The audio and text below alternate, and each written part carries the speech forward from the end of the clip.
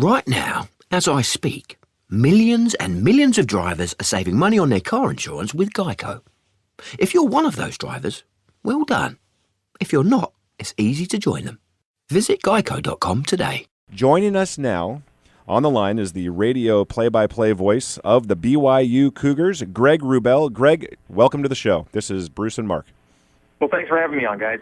So, again, that was a great night on Saturday. Took a really beat up on the Idaho Vandals, and with that win, it was the 6th win, and now you guys are in the San Diego County Credit Union Poinsettia. Well, what's the feeling amongst the Cougar faithful?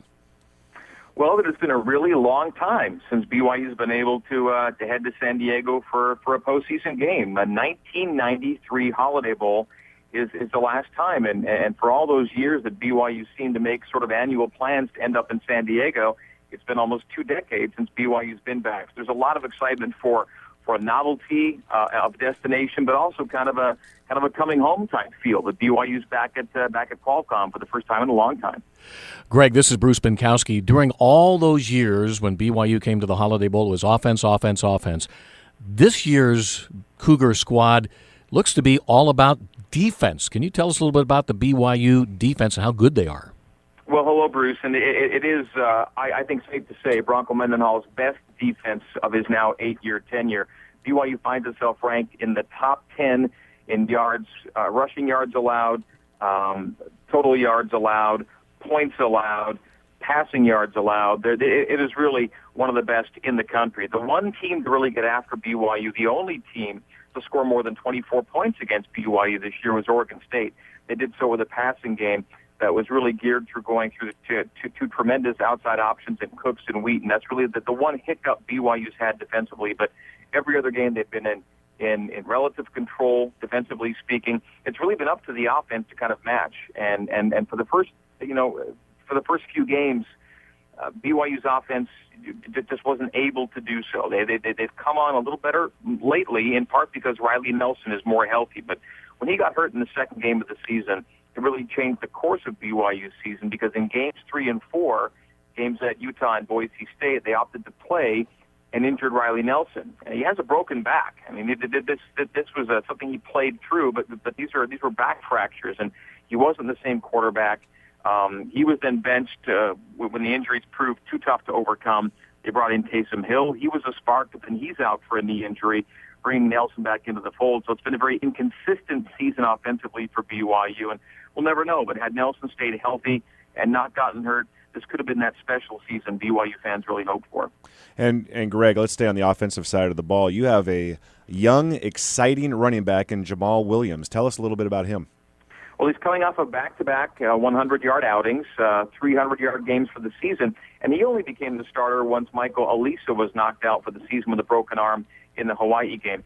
And we knew he was going to be good. It was a matter of when, and really this season was going to be a season to ease him in, as Michael Alisa was the back with experience, kind of the marquee back for the season.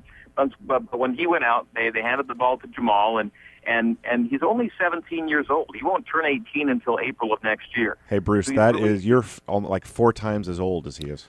I know. Well, he's a young kid. He skipped the grade when he was younger, and has always been kind of the youngest kid in his class. But he looks the part of a Division I athlete. You can't tell he's 17 when he runs the football. He is one amazing player. Greg, this is Bruce again. From the woulda, coulda, shoulda line, the Notre Dame game. BYU could have, should have won that contest, but after the loss, they came back and rebounded. But tell us about the Notre Dame game. Oh man, it came down to 3 plays. Really, there was a missed field goal early in the game that really could have helped. There was those who watched the game might remember seeing Cody Hoffman all alone in the secondary, and Riley Nelson, so excited to get him the ball, threw behind him. Cody could have walked into the end zone with a fourth-quarter touchdown that might have won the game for BYU. And then ultimately after that, BYU's tremendous run defense, we've talked about how good BYU's defense is, they went into that game, I believe, ranked first against the run nationally into that game, and they were facing a 3rd down and 5. If they stop Notre Dame on 3rd and 5, they get the ball back with a chance to drive down. And Notre Dame opted to run on that run defense on a 3rd and 5, not a high percentage play, and gained 6 yards. and then was soon able to kind of bleed the clock out. And so I think back to Notre Dame, I think of those three plays and what might have been.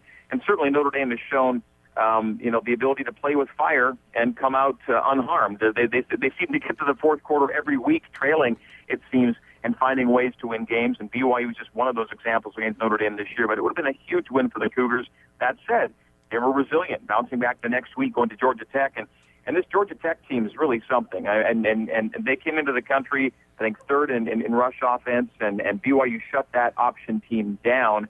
And they haven't been stopped since. They've kind of been rolling since that day. And so BYU showed a real good bounce-back ability, and I know Brock was proud of his team for that. And, Greg, thank you so much for joining us here today, and we really look forward to welcoming you and the entire BYU Legion of fans and the team out to San Diego here in a few weeks. We all look forward to it, and thanks for the time, guys.